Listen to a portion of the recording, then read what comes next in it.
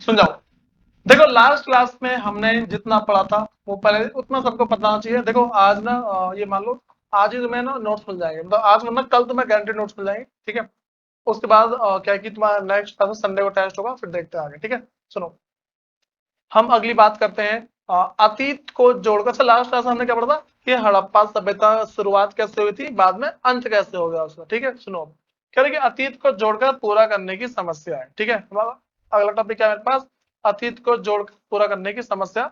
हम अगली बात करते हैं। हम ना भाई जो भी हमें कोई से भी तथ्य मिलते हैं, ठीक है, उन सबको जोड़ जोड़ के जानकारी प्राप्त करते हैं। जैसे तुमसे ऐसा बोल दिया जाए, जैसे मान के चलो भाई, तुमसे मैं नॉर्मल सी बात बोलूं, बात ऐसा बोल रहा हूँ कि हम गए कहीं फरीदाबाद की तरफ, ठीक है।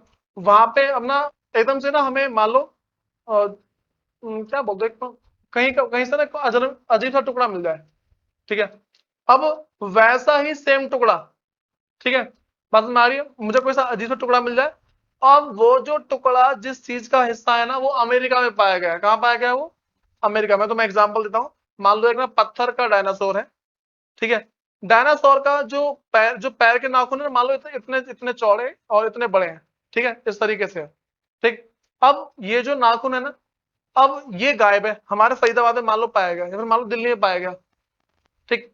अब क्या हुआ, जो डायनासोर का पूरा जो शरीर है वो मान लो अमेरिका में पाया गया, ठीक। खुदाई के टाइम पे अमेरिका में पाया गया और उसका नाखून यहाँ पाए गए, ठीक है। तो अब क्या हुआ कि भाई हम अगर नॉर्मल सी बात बोले कि हमने देखा कि नाखून यहाँ पे है। कोई बंदा गया अमेरिका, उसने बोला इसका पूरा शरीर तो यहाँ पे है। उसने देखा नाखून भी गायब है इसका, उसने देखा नाखून भी गायब है इसका, ठीक है। भाई उसे पता लग गया कि वो डायनासोर या तो यहाँ से वहां गया, वहां से यहाँ तो आएगा नहीं, यहाँ से वहां गया, मतलब नाखून यहाँ टूट गए और गया वहां है, फिर ऐसे तो कुछ होगा ना। तो यही बात है, हम ना एक एक बात जोड़ जोड़ के पूरी बात बनाते हैं, वो पढ़ने वाले, ठीक है। मतलब अतीत को जोड़कर पूरा करने की समस्या। सुनो, कह रहा है कि जैसा कि हम हाँ, जैसा कि हमने देखा है कि हड़प्पा लिपि से, भाई हड़प्पा हड़प्पा की भाषा से इस प्राचीन सभ्यता को जानने जानने में मदद नहीं मिलती, ठीक है। भाई नॉर्मल सी बात है, जो हमारे पास जो हड़प्पा सभ्यता है, ठीक है, हड़प्पा सभ्यता की जो भाषा है उसको कोई पढ़ नहीं पाया, ठीक है। ना पढ़ पाने के कारण से क्या हुआ भाई, देखो अगर कोई उसकी भाषा नहीं पढ़ पाया ना, तो उस ना पढ़ने के कारण से क्या हुआ है, उस ना पढ़ने के कारण से भाई हम उसको समझ नहीं पाए क्या है इसका मतलब। मैं तुम्हें ना मान लो मैं पूरी पूरी कहानी सुना दूं, ठीक है, अब तुम ना बुक लेके बैठे, अब तुम्हें भाषा समझ में नहीं आ रही, तो कोई फायदा है। तो हमें इतिहास के बारे में बहुत सारी जानकारी तो मिली है, इतिहास के बारे में जानकारी मिली, लेकिन वो जो जानकारी है ना भाई, वो जानकारी ऐसी है जो जिसकी कोई वैल्यू ही नहीं है, ठीक। हमें भाषा समझ में नहीं आई उसकी। ये वही कह रहा है कि जैसा कि हमने देखा कि हड़प्पा लिपि से प्राचीन सभ्यता को जानने में कोई मदद नहीं मिलती, ठीक है। उसके बाद बल्कि ये भौतिक साक्ष्य है, ठीक है, कुछ कुछ भौतिक साक्ष्य है, कुछ भौतिक सबूत। भौतिक सबूत क्या होते हैं, जिसको हम छू सकते हैं, ऐसे सबूत जिसको हम छू सकते हैं, पत्थर हो गए, मनके हो गए, लिपि हो गई, मृदभाण हो गए, ये सारे, ठीक है। बल्कि ये भौतिक साक्ष्य हैं जो पुरातत्वविद को हड़प्पाई जीवन को ठीक प्रकार से पुनर्निर्मित करने में सहायता करते हैं, ठीक है। भाई मैं तुम्हें क्या बातें बताई, मैंने ये वाली बातें बताई तुम्हें कि हम जो है हड़प्पा सभ्यता के बारे में वहां की भाषा से नहीं समझे हैं, हम वहां की वस्तुओं को देख देख के समझे हैं। बस में आ गई। हम हड़प्पा सभ्यता के बारे में, हम हड़प्पा सभ्यता की भाषा, जो भाषा है हम उससे नहीं समझे, हम समझे किससे भाई, वहां की वस्तुओं से, ठीक है। ये वस्तु कौन कौन सी है, ये वस्तु मृदभाण, औजार, आभूषण, घरेलू सामान हो सकते हैं, ठीक है। अगला कपड़ा, चमड़ा, लकड़ी तथा सरकंडे जैसी जैविक पदार्थ सामान्यतः सड़ जाते हैं, ठीक है। कह रहे कि विशेष रूप से उष्ण, कह रहे कि भाई उष्ण कटिबंध क्षेत्र में, भाई उष्ण कटिबंध क्षेत्र पता क्या होते हैं, जहां पे ज्यादा ऊष्मा और गर्मी ज्यादा होती है, वहां पे सारे जो सामान है भाई वो क्या सड़ जाते हैं। तो मान लो कि तुमसे ऐसा बोल दिया, अगर मैं लकड़ी को किसी पानी की जगह पर रख दूं, कुछ टाइम बाद वो लकड़ी सड़ जाती है, ऐसे होता है।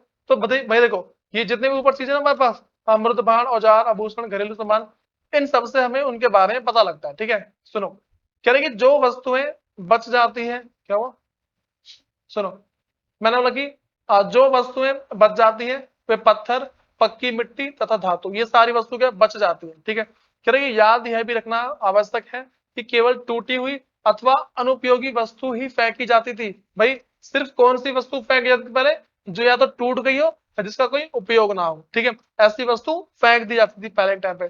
फिर कि अन्य वस्तुएं और कोई सी वस्तु संभवतः पुनः चक्रित की जाती थी। भाई पुनः चक्रित की जाती थी, इसका मतलब है टूट गई, उसको दोबारा से ठीक किया जाता था, ठीक है। कह रहे कि परिणाम स्वरूप जो बहुमूल्य वस्तु अक्षत अवस्था में मिलती है, या तो वे अतीत में खो गई थी या फिर संचयन के पश्चात कभी दोबारा प्राप्त नहीं की गई। देखो मैंने क्या बोला कि भाई जो भी बहुत ज्यादा बहुमूल्य वस्तु है ना, उसको लोग दोबारा से ठीक करके यूज करते थे।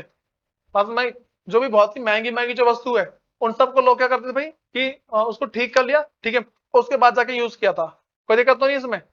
अब ऐसा होने के बाद क्या होता है, मैंने क्या बोला कि भाई जो भी हमारे पास जो बहुमूल्य वस्तु है ना, उन सबको ठीक करके फिर जाके यूज किया जाता है। लेकिन फिर भी हमें जो कुछ कुछ महंगी वस्तु मिल गई ना, वो सारी वस्तु या तो जो खो गई थी, ठीक है, जो भी हमें कीमती वस्तु मिल गई है ना, वो कौन सी है, या तो खो गई थी या फिर उसको दबा दिया गया था, दबाने के बाद उसको निकाला नहीं गया था, ठीक है, ऐसी वस्तु थी। उसके बाद कह रहे कि अन्य शब्दों में कुछ खोज प्रारूपिक की बजाय संयोगिक होती है। इसका मतलब ये है, लास्ट की लाइन का मतलब कि भाई जो कुछ कुछ कह रहे कि अन्य शब्दों में कुछ खोजें, कुछ कुछ मिली हुई वस्तु प्रारूपिक की बजाय संयोजिक होती है। मतलब कि भाई हमारे पास ना कोई प्राप्त नहीं हुई होती कहीं से, वो कहीं पे जमा करके रखी गई होती है। बात सुनाई मैंने क्या, देखो मैं इतनी सी बात बोल रहा हूँ। पहली बात ये कि भाई जो भी वस्तु हमें मिली है ना, मतलब पहली बात हमें जो इतिहास के बारे में जानकारी मिली है, इतिहास के बारे में जितनी भी जानकारी मिली है, वो सारी की सारी जानकारी किसके आधार पे है भाई, वो भाषा के आधार पे नहीं है, जो पुरानी वस्तु है उनके आधार पे है, ठीक है। और पुरानी वस्तु में भाई बहुत सारी वस्तु वगैरह मिली है, उसमें से जो कुछ वस्तु ऐसी हैं जो टूटने में फेंक दिए थे, ठीक है, जो वस्तु हमें मिली है ना, जो टूटने में फेंक दिए, या फिर दूसरी चीज जो कुछ कीमती वस्तु मिली है, वो या तो खो गई थी या फिर छुपा के रखी थी, संचयन करके रखी थी और दोबारा निकाली ना गई हो, ऐसी वस्तु मिली है, ठीक है। अगला भाई खोजों का वर्गीकरण करते हैं, खोज को कितने पार्ट में बांट सकते हैं। खोज का वर्गीकरण का मतलब क्या है, खोज को कितने पार्ट में बांटा जा सकता है, कोई दिक्कत तो नहीं इसमें। फिर सुनो, कह रहे कि आप पुरावस्तु की पुनः प्राप्ति पुरातात्विक उद्यम का आरंभ मात्र है। भाई कह रहे कि जो हमारे पास पुरावस्तु की जो पुनः प्राप्ति, जो पुरानी वस्तु है उनको दोबारा प्राप्त करना पुरातात्विक उद्यम मात्र है। मतलब कुछ एक छोटी सी बात है, कोई बहुत बड़ी बात नहीं है, ठीक है। कह रहे कि इसके बाद पुरातात्विक अपनी खोज को वर्गीकृत करते हैं, ठीक है। भाई सबसे पहले क्या करते हैं वो कि पहले वस्तु को खोज लेते हैं, खोजने के बाद ना उसको ना बांटते हैं कि भाई एक जैसी वस्तु कौन सी है, सारे बर्तन एक तरफ, ठीक है, उन बर्तन के अंदर सोने के बर्तन, चांदी के बर्तन, लोहे के बर्तन, तांबे के बर्तन, सबको अलग अलग कर दिया, ठीक है। बात में आ गई। फिर जानवर की मूर्ति, मांसाहारी जानवर की मूर्ति अलग, शाकाहारी जानवर की मूर्ति अलग, ठीक है, छोटे जानवर की मूर्ति अलग, बड़े जानवर की मूर्ति अलग, ठीक है, सबको इसका वर्गीकृत कर देते हैं। उसके बाद कह रहे वर्गीकरण का एक सामान्य सिद्धांत है, कह रहे कि पदार्थ जैसे पत्थर देखो, पत्थर के मैंने जो इसमें जो कह रहा है, इसमें जो पत्थर से मैंने सामान है उसको अलग कर दिया, मिट्टी से मैंने सामान है उसको अलग कर दिया, धातु मतलब कि लोहा सोना तांबा पीतल चांदी, इन सबसे वस्तु बनो अलग, ठीक है, अस्थि से वस्तु बनी अलग, हाथी के दांत से बनी अलग, आदि के संबंध में होता है, ठीक है। पहला बता दिया मैंने किसके आधार पे होता है, दूसरा, ठीक है भाई, पहले में दिक्कत तो नहीं किसी को। उसके बाद करेगी दूसरा अधिक जटिल, भाई जो जो बहुत ही मजबूत हो, उनकी उपयोगिता के आधार पर होती है, ठीक है, मतलब कि जो उपयोगिता के आधार पर, मतलब कि उपयोगिता के आधार मतलब कि भाई कौन ज्यादा उपयोग में आती है, कौन कमाती हो। उसके बाद कह रहे कि पुरातत्वविदों को यह तय करना पड़ता है कि उदाहरणतः कोई पुरानी वस्तु एक औजार है या एक आभूषण है या फिर दोनों अथवा अनुष्ठानिक प्रयोग की कोई वस्तु। सुनो यहाँ पे ना जो जो इतिहासकार है, जो पुरातात्विक है, उन सबको एक बात सोचनी पड़ती थी कि जो वस्तु हमें मिली है वो गहने हैं, औजार है, या दोनों के दोनों है। तुम्हें दोनों, अच्छा कोई सा तुम्हें ऐसा गहना पता है जो गहना भी औजार भी है, तो बताता हूँ। सरदार नहीं होती ना, सरदार की वाइफ वगैरह कुछ चाकू लेके डोलती है साथ में, तो उनका गहना भी हो गया, औजार भी है, दोनों है ना वो तो, ठीक है। उसके बाद सुनो भाई, कह रहे कि किसी पुरावस्तु की उपयोगिता की समझ अक्सर आधुनिक समय में प्रयुक्त वस्तुओं से उनकी समानता पर आधारित होती है, ठीक है। यहाँ पे कह रहे कि मेरे पास जो कोई भी पुरावस्तु है, कह रहे कि किसी पुरावस्तु की उपयोगिता की समझ अक्सर आधुनिक समय में, भाई ये बातें तो लग रही है, एक मिनट दो।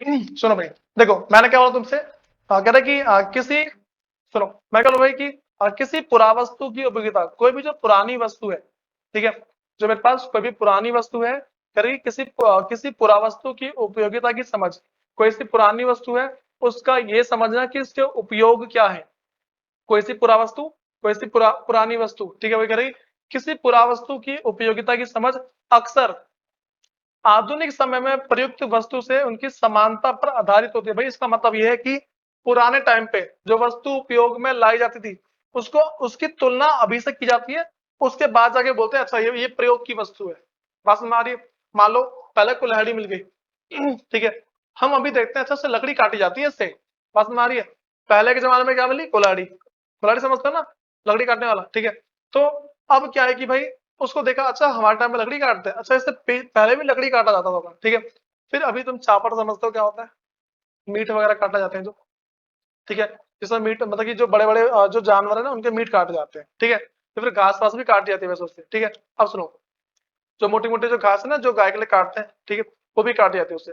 तो इसे समझना, अच्छा इससे पहले या तो घास काटते थे, ठीक है, और या फिर मान लो कि जानवर को काटते, ऐसी चीजें होती, ठीक है। तो इसी के बेस पे बोल रखा है कि भाई जो पुरानी जो वस्तु है, जो पुरा वस्तु है, वो उसको अभी की वस्तु से, वर्तमान की वस्तु से पहले उसको कंपेयर किया जाता है कि भाई उसके बाद देखते हैं अच्छा ये वस्तु इस काम की थी, ये सारी सारी बात है। उसके बाद कह रहे कि चक्कियां, पत्थर के फलक, समझ लो चक्की हो गई, चक्की, पत्थर के फलक, मतलब पात्र इसके स्पष्ट उदाहरण। देखो पहले के जमाने में जो चक्की मिली थी, ठीक है, अभी काम में आती ही नहीं आती है? आती है ना। देखो अब जैसे मान लो, पता है पहले कैसे, पहले मान लो मूर्त चित्र बना होगा, लोगों का सब तरह इससे पिसता है, लोगों को चित्र मिला होगा, अच्छा ऐसा हो, देखो मान लो कि पहले अनाज डाला, ऐसे घुमा रहे हैं, पीसते आ रहे हैं, पीसते आ रहे हैं, अच्छा इससे पिसता भी है ये चीज, ठीक। उसके बाद फिर कह रहा है,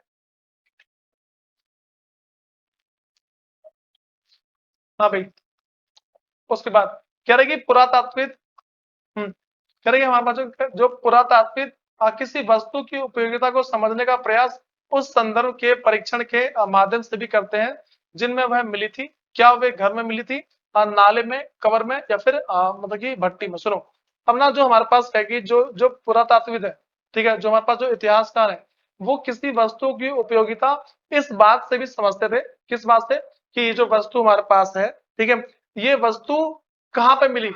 घर के अंदर मिली, इसका मतलब घर के अंदर उपयोग होने वाला सामान है, ठीक है। और अगर नाले नाले में मिली तो मतलब कि नाले के अंदर सामान हो, ठीक है। और कब्र के अंदर मिली, कब्र के पास मिली तो कब्र के अंदर होने वाला, ठीक है। या फिर अगर भट्टी मिली तो भट्टी के पास।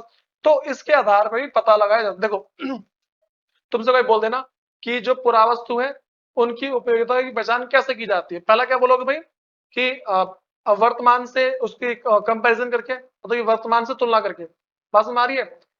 जो पहले वस्तु मिली, ठीक है, उस वस्तु की तुलना करो अभी की वस्तु से, दोनों को मैच करो कि अच्छा ये ऐसी है, ये ऐसी है, अच्छा इसका उपयोग इसके लिए किया जाता।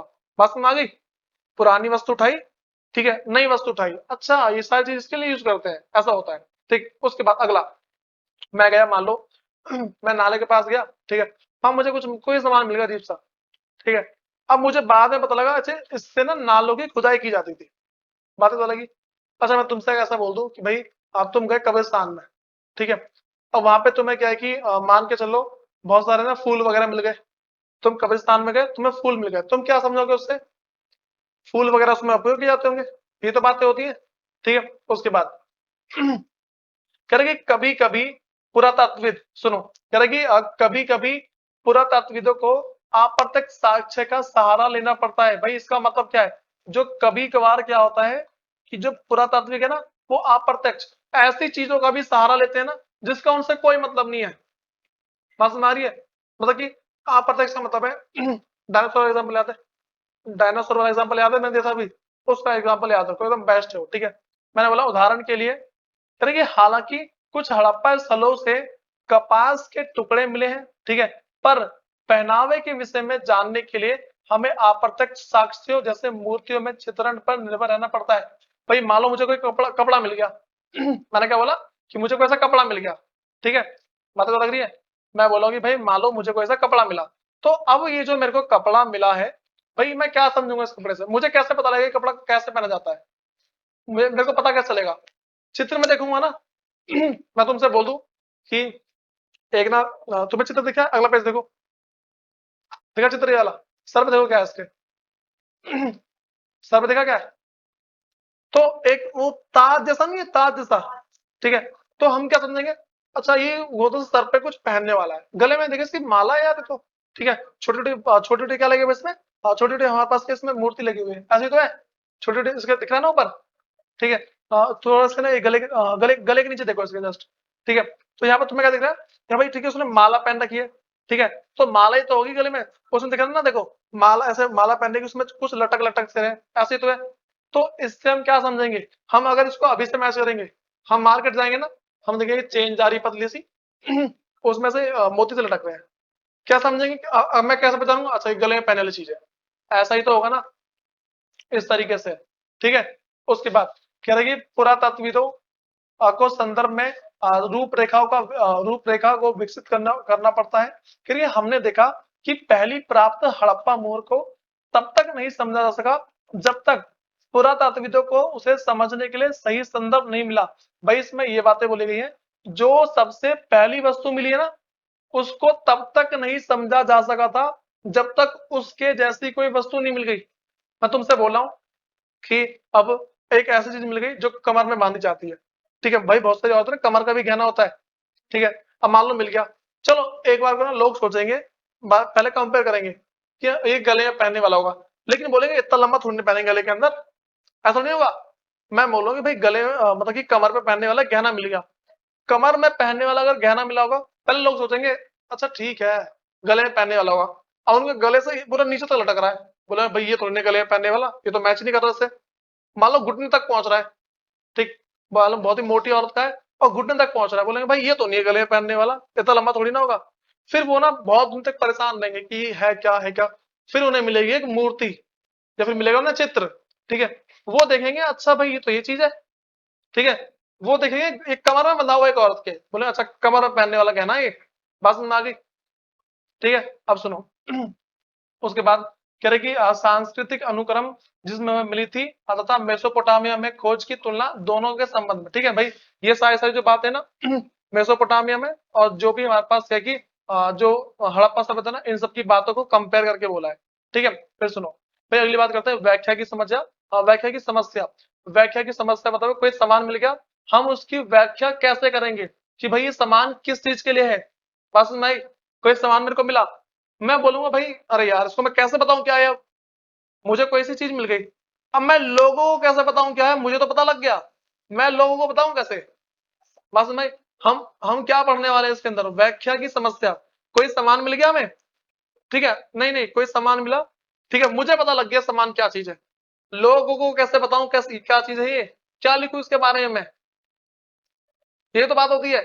मान लो मेरे को ना चलो हाथ में पहनने कड़ा मिल गया, मैं क्या बोलूँ बच्चों लोगों इसको हाथ में पहना जाता है, मुझे क्यों पहना जाता है, मुझे क्या पता क्यों पहना जाता है, ये तो बात होगी, ठीक है? अब सुनो। सुनो, कह रही पुरातात्विक व्याख्या की समस्या समता सबसे अधिक धार्मिक प्रथाओं के पुनर्निर्माण के प्रयासों में सामने आती है। इसमें ये बोल रहा है कि भाई जो मेरे पास जो पुरातात्विक व्याख्या की समस्या है ना, जो पुरानी वस्तु की जो व्याख्या की समस्या है, सबसे अधिक कहाँ आती है, धार्मिक प्रथाओं के पुनर्निर्माण, जो जो पुरानी पुरानी प्रथा ना, उनको दोबारा लोगों के सामने लेके आने में समस्या आती है, ठीक है? उसके बाद कह रहे कि आरंभिक स्टार्टिंग, आरंभिक पुरातत्वविदों को लगता था, स्टार्टिंग के जो इतिहासकार थे ना, उनको लगता था कि कुछ वस्तु जो असामान्य और अपरिचित लगती थी, उनको कुछ वस्तु अजनबी सी लगती थी, असामान्य और अपरिचित का मतलब अजनबी सी वस्तु, ठीक है? संभवतः धार्मिक महत्व की होती थी, ठीक है? उन सबको क्या लगता था कि जो अजीब सी कोई सी वस्तु मिलेगी ना, वो कोई ना कोई से धर्म से संबंधित होगी, ठीक है? उसके बाद कह रहे कि इनमें आभूषण से लदी हुई नारी, ठीक है, कि उसे मृण मूर्ति, जिनमें से कुछ शीर्ष पर विस्तृत मतलब कि प्रसाधन थे, मतलब ना भाई कुछ चीजें सर पर कुछ पहन रखा था, ठीक है, बोल गया ना कि शीर्ष पर विस्तृत प्रसाधन थे, ठीक? उसके बाद कह रहे कि शामिल है, कह रहे कि इन मृत्यु देवियों की संज्ञा, इन्हें भाई क्या बोलते हैं, इन्हें मृत्यु देवियां बोला गया है, बात समझ आ रही है? तो थोड़ा याद रख के चलना। फिर सुनो, कह रहा है कि अच्छा तुम लोग पूछ रहे मृत्यु देवी क्या होती, बता देना ये लाइन, ठीक है? उसके बाद कह रहा पुरुषों की दुर्लभ पत्थर से बनी मूर्तियां, जिनमें जिनमें उन्हें एक लगभग मानकीकृत मुद्रा से एक हाथ घुटने पर रख बैठा हुआ है दिखाया गया, ठीक है। तुम्हें नीचे चित्र दिखेगा, ठीक है। जैसा कि पुरोहित राजा को इसी की वर्गीकृत किया। देखो भाई सुनो, अगर तुम्हें दिख रहा है, देखो एक मूर्ति मिली है औरत की, दूसरी मूर्ति इसकी मिली है भाई, नहीं राजा की नहीं मिली, एक आदमी की मिली है, जिसको ये दिखाया गया कि भाई घुटने पे हाथ रख के बैठा हुआ है और कुछ नहीं है, ठीक है। उसको कंपेयर किया, जैसे जैसे पुरोहित राजा बोला गया था ना जिसको, वैसी एक मूर्ति मिली है पीछे। भाई पेज पलट के देख लो, पीछे मूर्ति मिली है ना उस साइड, कहाँ पर? नहीं नहीं नहीं, तुम कैसी बात कर रहे हो? चलो सुनो सुनो, देखो एक तो ये दिख रहा है, हाँ अरे देखो, एक तो मेरे पास ये वाली है, दिख रही है ये वाली नीचे, ये वाली दिखी, और नीचे देखो एक ना सिंह सा लगा हुआ है इसके सर पे, दिखा? ठीक। तो ये क्या भाई, इसको पुरोहित राजा वगैरह बोला गया, जैसे पहले पुरोहित राजा थे ना वैसे ही बोला गया। तो उसके बाद कह रहे कि अन्य दृष्टांतों में क्या रचना को अनुष्ठानिक महत्व का माना गया, ठीक है भाई। और जो लिखे थे ना उन सबके अनुष्ठानिक माना गया, मतलब कि कोई उसका मान नहीं रखा कि हाँ भाई क्या चीज है, लिखी हुई सारी बात है लेकिन कोई मान नहीं है उसका, ठीक है। कह रहे कि विशाल स्नानघर, सबको पता है क्या था विशाल स्नानघर, बहुत बड़ा नहाने की जगह थी, ठीक है। काली बंगन पता है क्या था, जगह बता रखा है, ठीक है। और लोथल से मिली वेदियां सम्मिलित है। भाई जो भी लिखी हुई चीज मिली ना वो क्या क्या है, सबसे पहला हमारे पास है विशालगढ़ के बारे में मिला है, ठीक है, जो विशाल स्नान है उसके बारे में, कालीबंगन और लोथल, ठीक है। इन सब जगह से ना, जगह का नाम है, ठीक है भाई। इन सब जगह से हमें कहा कि इन सारे सारे वस्तु के सबूत वगैरह मिले। उसके बाद सुन रहा यहाँ पे भाई, कह रहे कि मोहरों जिनमें से कुछ पर संभवतः अनुष्ठान के दृश्य बने हैं, ठीक भाई। कुछ कुछ मोहरे मिले जिसपे अनुष्ठान के चित्र बने हुए हैं, ठीक है। कह रहा परीक्षण से भाई कह रहे कि परीक्षण से मतलब कि जब परीक्षा की गई ना उसकी, उसका चेक किया गया, परीक्षण से धार्मिक आस्थाओं और प्रथाओं को पुनः पुनः निर्मित करने का प्रयास भी किया गया भाई। और इन चीजों को देखते हुए ना, जो भी पुराने पुराने जो धर्म वगैरह है उन सबको विकसित करने का प्रयास किया। पता तुम्हें क्या हो रहा है, जैसे मान लो दिवाली पे बैन लगा रहे हैं, बोले पटाखे मत फोड़ो, होली पे रंग मत चलाओ, पानी दूषित हो रहा है, हिंदुओं के त्योहारों को नष्ट किया जा रहा है। और मुस्लिम के एक भी त्योहार का नाम बताओ उसको नष्ट किया जाओ, इतने सारे बकरे उड़ते हैं, सोचो, ठीक है। कोई मना नहीं है उसके पीछे भाई, काट दिया जाता है भाई। नहीं नाम बोल रहे हैं, लैंग्वेज है। सुनो सुनो, कह रहे कि देखो कुछ अन्य जिन पर पेड़ पौधे उत्कीर्ण, भाई कुछ कुछ पे क्या है, पेड़ पौधे को उकेर रखा है, समझ रहे हो, ठीक है। उकेरने का मतलब उसका चित्रकारी कर रखी है छेनी हथौड़े से। फिर कह रहा है कि मान्यता अनुसार अगर माना जाए तो प्राकृतिक की पूजा के संकेत देते हैं, ठीक है।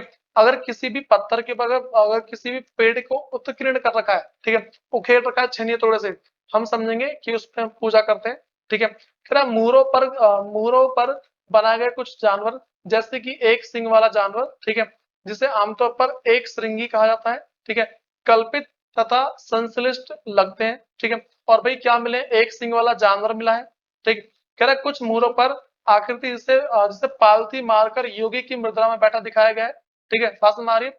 कुछ मुद्रे ऐसे हैं जिसमें लोग क्या पालथी मार के, समझते पालथी मार के बैठना क्या होता है, चौकड़ी मार के बैठना, ठीक है।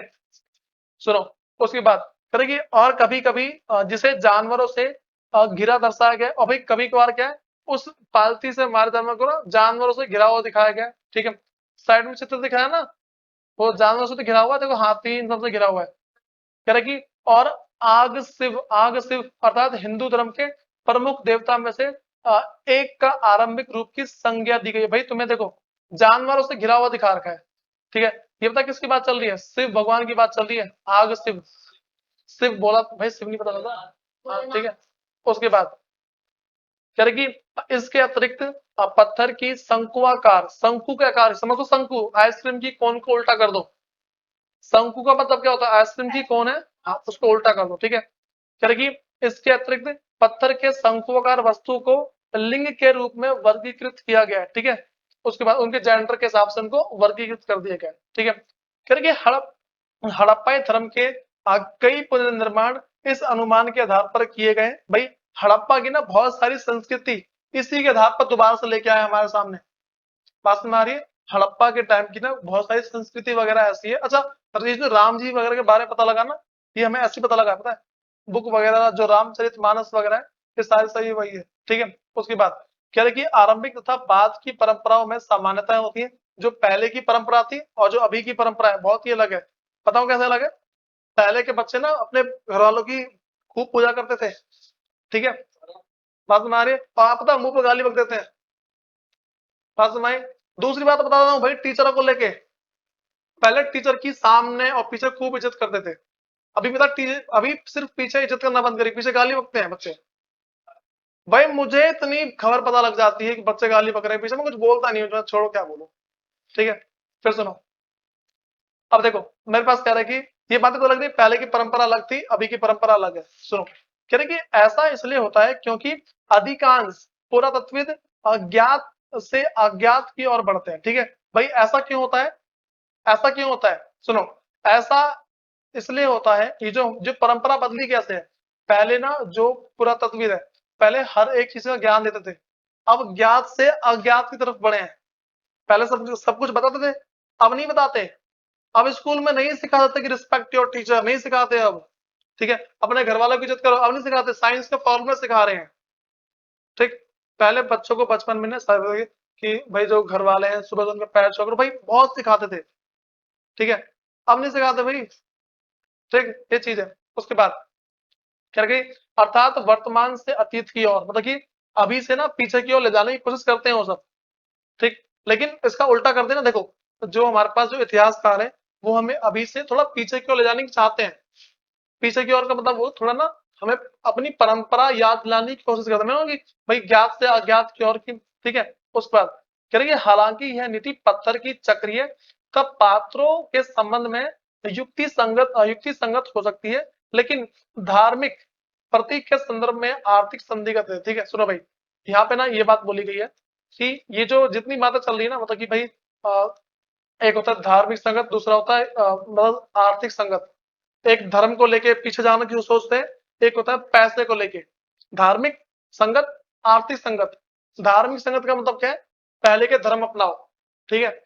आर्थिक संगत का मतलब क्या है? पहले के जैसे पैसे वाले बनो। पहले लोगों के पास पैसा था, कदर नहीं थी, ठीक है। भारत में जो इतने जो लुटेरे आए कैसे आए, बहुत सोना था भाई, बहुत सोना, हाथ में कड़ा पहन पहन के डोल रहे, कोई इज्जत ही नहीं, कोई भी आ रहा है मार के जा रहा है। तो मैं एक बात बताऊं, पता क्या होता है? मैं तुम्हें ना लाइव एग्जांपल देता हूँ। मुझे बताओ, अगर तुम्हारे घर में लाइट कटती है, ठीक है, सबसे पहले इंसान ना साइड वाले घर में देखेगा उसकी लाइट गई कि नहीं गई, ऐसे तो क्या करते हैं ना, ठीक है। यहाँ के लोग इस बात पे खुश हैं कि भाई अच्छा मैं मुझे दिक्कत है ना, तो वो पहले साइड वाले देखेंगे, साइड वाले को दिक्कत है कि नहीं, उसको दिक्कत है ना, खुश है वो, ठीक है। लेकिन अगर उसको दिक्कत है और साइड वाले को दिक्कत नहीं है, अब दुखी है। वो दुखी इसलिए नहीं था कि उसको दिक्कत है, वो दुखी इसलिए है कि साइड वाले को दिक्कत नहीं है। ये बातें होती हैं, ठीक है। फिर करेंगे उदाहरण के लिए, सुनो उदाहरण समझना करें। उदाहरण के लिए कहते कि आइए हम आग शिव मुहारे को देखते हैं। करें कि सबसे आरंभ धार्मिक ग्रंथ जिसको बोलते हैं भाई ऋग्वेद, क्या बोलते हैं इसको? शिव जी के बारे में जो मेरे पास पहला वेद कौन सा है, इसको ऋग्वेद बोलते हैं। लगभग 1500 से 1000 ईसा पूर्व के बीच संकलित, भाई इसका मतलब है 1500 से 1000 ईसा पूर्व। क्या ईसा पूर्व का मतलब क्या होता है साधना? ईसा पूर्व का मतलब, हाँ तो बताना भाई। जो ईसा मसीह थे उनके जन्म से पहले, ठीक है। बात सुना गई?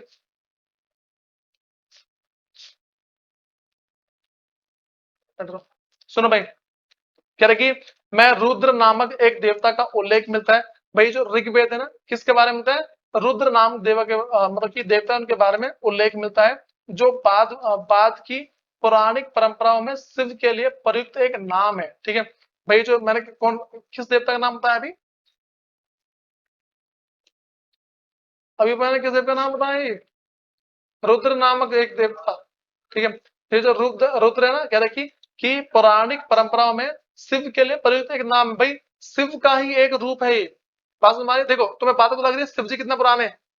शिव जी कितने पुराने सोच लो, पहले के जो लोग भी मानते थे। अब सुनो, कह रहे कि हाँ भाई, पहली सहस्त्राब्दी ईस्वी में, ठीक है, अध्याय मतलब हम चैप्टर 4 के अंदर पढ़ेंगे, मतलब जितने देवता है ना हमारे उनके बारे में पढ़ेंगे चैप्टर 4 के अंदर। सोचो देवता के बारे में इतिहास के अंदर है। अब सोचो भाई कि पहले के लोग देवता को मानते थे, उनके साथ कोई घटना नहीं घटी, आज इतनी बीमारियां आती है। पहले लोग ना पूरे जन्मों में बीमार नहीं पड़ते थे, पूरे जन्म जन्म बीमार नहीं पड़ते थे, ठीक है। अब देखो हफ्ते महीने में बीमार पड़ रहे हैं। भाई कोई पूजा पाठ ही नहीं है भगवान की। ये जो दिए जो जलाते हैं ना, इससे घी जलाते हैं, ठीक है। तो घर में ना भाई उस जो घी है ना, उसका एक तरीके से मान लो पूरे घर में फैलता है।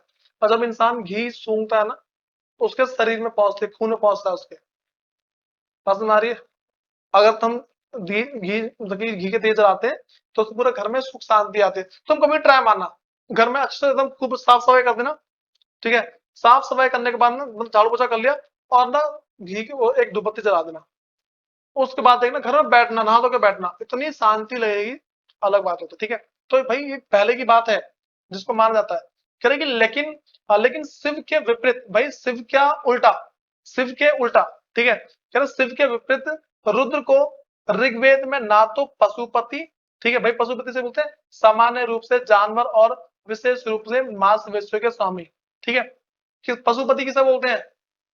पशु के पति, पशु के देवता, ठीक है, पशुपति से बोलते हैं। मैंने क्या बोला? कह रहे कि लेकिन शिव के विपरीत, सुनो, मैं क्या बोला, शिव के विपरीत रुद्र को, ठीक है, रुद्र को ऋग्वेद में ना तो पशुपति, भाई क्या होते हैं पशुपति, देखो इसमें देखो पशुपति क्या लिखा है, तो ब्रैकेट में देखो, कह रहे कि सामान्य रूप से जानवरों, और विशेष रूप से मतलब कि मावेशियों के स्वामी, ठीक है। इन सब के जो स्वामी होते हैं ना, उसी को बोला गया पशुपति, ठीक है। उसके बाद कह रहे कि इससे बढ़ो, ब्रैकेट वाला छोड़ देना। कह रहे कि लेकिन शिव के विपरीत रुद्र को ऋग्वेद में ना तो पशुपति और ना ही एक योगी के रूप में दिखाएगा। भाई जो ये जो हमारे पास है ना, जो रुद्र है, उसको ना तो पशुपति दिखाया गया है, ठीक है। भाई पता है ना, जो शिव जी है पशुपति है, वो गले में सांप, ठीक है, गाय, शेर, सब है उनके पास, ठीक है। उसके बाद वही कह रहा है कि और ना ही एक योगी के रूप में दिखाया गया। भाई रुद्र को किसी भी रूप में नहीं दिखाया गया। कह रहे कि दूसरे शब्दों में यह चित्रण ऋग्वेद में दिए गए रुद्र के विवरण से नहीं खाता, मेल नहीं खाता, ठीक है। ये जो चित्र है ना, सुनो भाई, मैं कह दूसरे शब्दों में, यह चित्रण जो है, जो चित्र है ऋग्वेद में दिए गए, जो ऋग्वेद है, एक बुक है ना, एक किताब है, लेखन है, ऋग्वेद में दिए गए रुद्र के विवरण से मेल नहीं खाता। जो रुद्र के बारे में जो बातें लिखी है, उनसे कोई मेल नहीं खाता ऋग्वेद में, ठीक है। कह रहा है फिर क्या यह कोई कह रहा है कि समन था, जैसे कि कुछ विद्वान ने सुझाया है, ठीक है। फिर ये था क्या? बात हमारी, ये जो बात चल रही है, ये एक्चुअल में था कि जिसको लोगों ने बताया है बहुत ज्यादा, ठीक। अब सुनो भाई, यहाँ पे ना तुम्हें नीचे दिख रहा है, एक यहाँ पे दिख रहा है, कह रहा है कि पक्की मिट्टी के खिलौने की गाड़ी, दिखा नीचे। अब सुनो भाई, ये तुम्हें ना इस चैप्टर के जो भी तुम्हारे क्वेश्चन आंसर है, इन सबको एक बार हल्का सा करके आ जाना, ठीक है। बात समझ आ रही है? जितने से क्वेश्चन आंसर है सारे करो। तुम्हें कंकाल दिख रहा है नीचे, कंकाल है, ठीक है। सुनो, मैं क्या बोल रहा हूँ भाई, कि जितने क्वेश्चन आंसर है इन सबको करो। क्वेश्चन आंसर करने के बाद ना, अब बाकी तुम्हें मैं गारंटी दूं कल तुम्हें नोट्स मिल जाएंगे, ठीक है। कल ही क्लास बता दूंगा कब से, फिर तुम्हें नोट्स मिल जाएंगे, ठीक है। इतना करके आना सब।